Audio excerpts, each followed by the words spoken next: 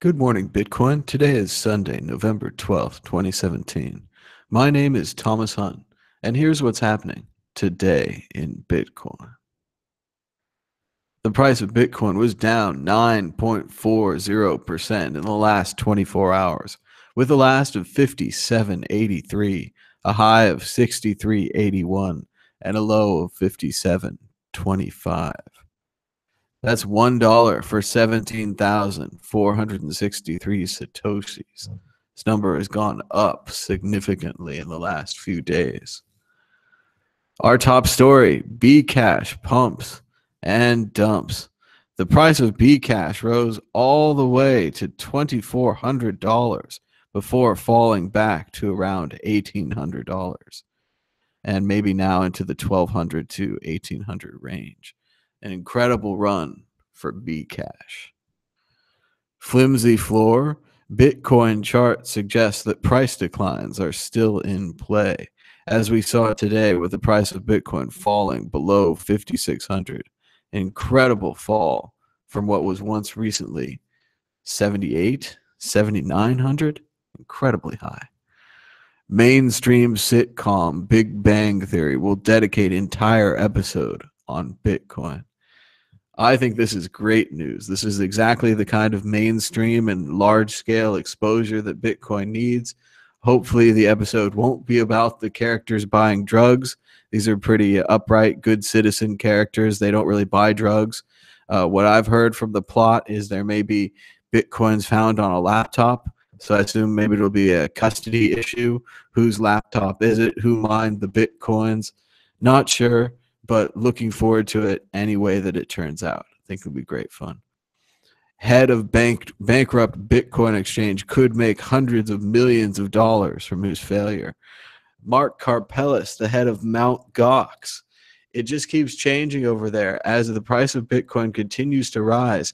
The Mt. Gox leftover Bitcoins from the hack that were held by the bankruptcy trustee now have the value, at least in cash, to repay the users of their losses. Obviously, the users of Mt. Gox would be getting Bitcoin for around $400 a coin, not $7,000 a coin, which would be a horrible disservice to them. But at the same time, the leftover money all goes back to Karpelès. Karpelès essentially had security issues, may or may not, allegedly, etc., but could walk away with millions, perhaps even $1 billion. Incredible story. And now, hot tweets. Kyle Torpy.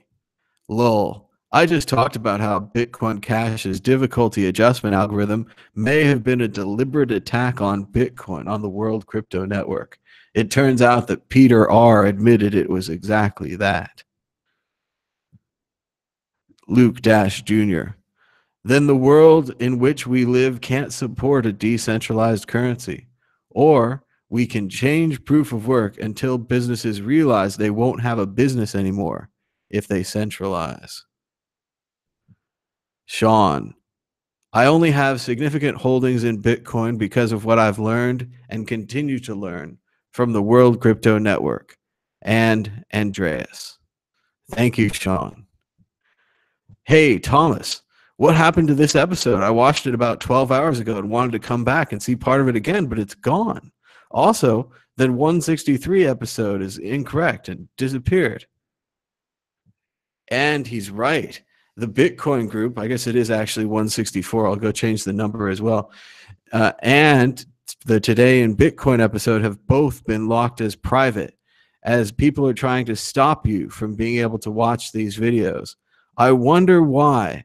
I wonder what piece of information has set people off, driving them into this madness where they would falsely attack our videos. And just to more on that, videos were locked as private.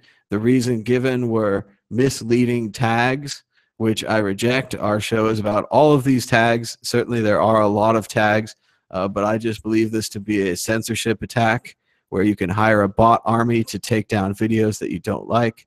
And I was surprised later to find that both videos had been taken down. So we'll see about today. Enjoy this video while you can. Be sure to give us a thumbs up and a share. If it's your first time here, subscribe down below. If someone could go to the guy in the comments who was complaining that I didn't make videos the last 2 days, I made videos, but YouTube took them down. Oh, isn't that strange?